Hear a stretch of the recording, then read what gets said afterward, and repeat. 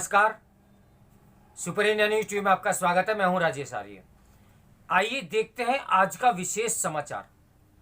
समान नागरिक संहिता में अनावश्यक देरी आखिर क्यों? यदि समान नागरिक संहिता के निर्माण का सपना अब तक अधूरा है तो इसके लिए वोट बैंक की सस्ती राजनीति भी जिम्मेदार है।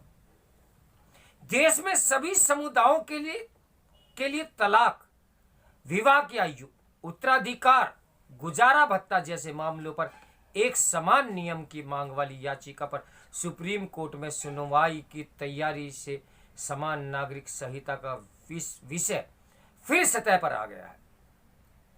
उत्तराखंड की पुष्कर सिंह धामी सरकार की ओर से समान नागरिक संहिता निर्माण के लिए समिति के गठन की घोषणा से भी राजनीतिक हलचल और इस मसले पर विमर्श बढ़ा है।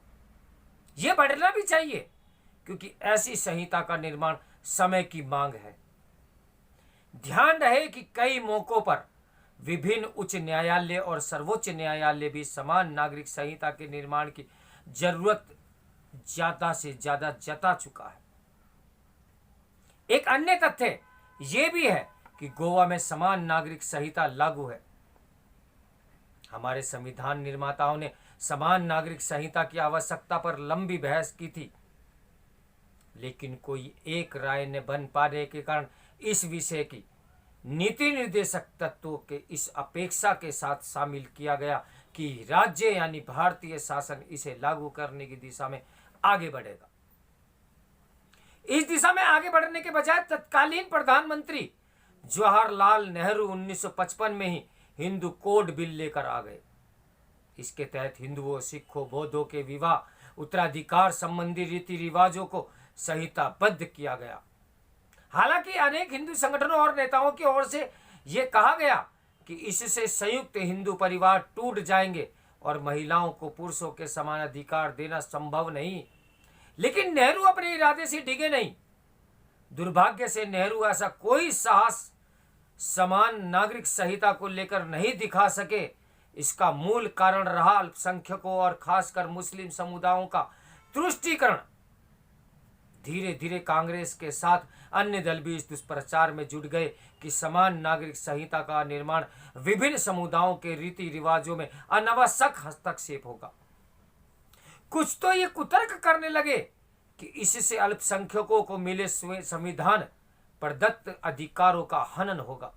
ऐसे कुतर्क देने वाले ये भूल जाते हैं कि जिस संविधान की दुहाई देकर यह कहा जाता है कि कानून की नजर में सब बराबर हैं, उसी संविधान में समान नागरिक संहिता के निर्माण की अपेक्षा व्यक्त की गई है। यदि समान नागरिक संहिता के निर्माण का सपना अधूरा है तो इसके लिए वोट बैंक की वह सस्ती राजनीति भी जिम्मेदार है, जिसकी आड़ में मुस्लिम समुदायों को डराया जाता है। ये राजनीति ये देखने से इनकार करती है कि हिंदू कोड बिल ने किस तरह हिंदू समाज में कई कुरीतियों को खत्म करने और महिलाओं को अधिकार संपन्न बनाने का काम किया। इससे इनकार भी नहीं कि देश के कुछ हिस्सों और विशेष रूप से ग्रामीण इलाकों में लोग सामाजिक सुधारों को पूरी तरह अपना नहीं सके हैं, लेकिन समय के साथ बदलाव आ रहा है। ऐसे में यह आवश्यक है कि तलाक, विवाह की आयु, उत्तराधिकार, विरासत आदि मामलों में सभी समुदायों को एक समान नियमों के दायरे में लाया जाए। यदि ऐसा नहीं किया जाता तो देश में सामाजिक विकास के अलग अलग स्वरूप दिखाई देते रहेंगे। इसलिए और भी क्योंकि कुछ समुदाय अपने अलग स्वरूप को बनाए रखने पर जरूरत से ज्यादा जोर देते हैं। इसका ताजा उदाहरण देख लो। ताजा उदाहरण है कि हिजाब विवाद। कर्नाटक उच्च न्यायालय ने साफ तौर पर यह कहा कि हिजाब इस्लाम का अनिवार्य हिस्सा नहीं। फिर भी कई मुस्लिम संगठन इस फैसले को स्वीकार करने को बिल्कुल तैयार नहीं। कई राजनीतिक दल ऐसे संगठनों का साथ देकर मुस्लिम समाज को इस मानसिकता से ग्रस्त करने का भी काम कर रहे हैं कि उनके लिए शरीयत आधारित विशेष नियम होने चाहिए। इसी शरीयत की आड़ लेकर 3 तलाक का समर्थन और लड़कियों की विवाह योग्य आयु बढ़ाने का पहल का विरोध किया गया। शरीयत के नाम पर ही 4 शादियां, हलाल आदि का बचाव किया जाता है। ये तो अच्छा हुआ कि सुप्रीम कोर्ट ने 3 तलाक को खत्म कर और मोदी सरकार ने उस पर कानून बनाकर मुस्लिम समाज की महिलाओं को एक बड़ी राहत दी, अन्यथा ये कुप्रथा भी जाती रहती। आखिर भारत का मुस्लिम समाज इसकी अनदेखी क्यों करता है कि लाखों मुसलमान अमेरिका, कनाडा समेत यूरोप के देशों में खुशी खुशी रहते हैं जहां समान नागरिक संहिता लागू है। इनमें भारतीय मुस्लिम भी है। इसके साथ भी जब भारत में समान नागरिक संहिता की बात होती है तो विरोध में खड़े हो जाते हैं। ऐसा करके यही संदेश देते हैं कि वे अन्य समुदायों से अलग हैं। अपने ऐसे आचरण से वे खुद को राष्ट्र की मुख्य धारा से अलग करने का ही तो काम करते हैं। राष्ट्रीय एकता के भाव को बल देने के लिए यह आवश्यक है कि सभी समुदायों के लिए विवाह, तलाक, विरासत और गोद लेने संबंधी कानून एक जैसे बने हों। कोई भी देश अलग अलग समाजों का एक समूह होता है। अगर ये समूह अलग अलग नियमों से संचालित होंगे तो न उनमें एकता का भाव स्थापित होगा और न ही देश को मजबूत करने का काम कर सकेंगे। जैसे सभी समुदायों के लिए एक समान आपराधिक कानून किसी देश की मजबूती पर का प्रतिबंध होते हैं, वैसे ही समान नागरिक संहिता भी उनके स्वभाव, एकता भाव की कसौटी होती है। समाज का राष्ट्र के प्रति जो उत्तरदायित्व होता है उसकी पूर्ति में अलग अलग समुदायों के पर्सनल लॉ बाधक ही तो बनते हैं।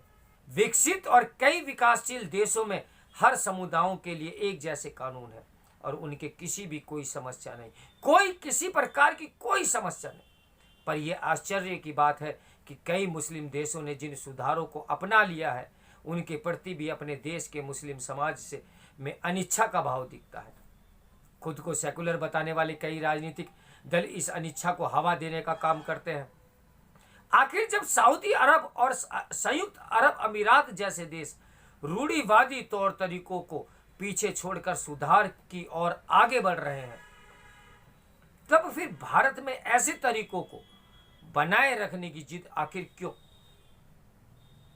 समान नागरिक संहिता एक देश एक कानून की अवधारणा को साकार करने वाली व्यवस्था है। राजनीतिक वर्ग के साथ विभिन्न समुदायों को भी यह समझना होगा कि समय के साथ आगे बढ़ने की जरूरत होती है। समान नागरिक संहिता के जरिए इस आवश्यकता की पूर्ति कर राष्ट्रीय एकता के भाव को बल दिया जाना चाहिए। इसमें अब बिल्कुल भी देरी नहीं होनी चाहिए। ये समय की भी मांग है ताकि सबको समान अधिकार मिल सके। इसके लेखक हैं संजय गुप्त। तो मेरे साथ बने रहिए सुपर इंडिया न्यूज़ टीवी की ब्रेकिंग न्यूज़ के लिए। नमस्कार, मैं हूं राजेश आर्य।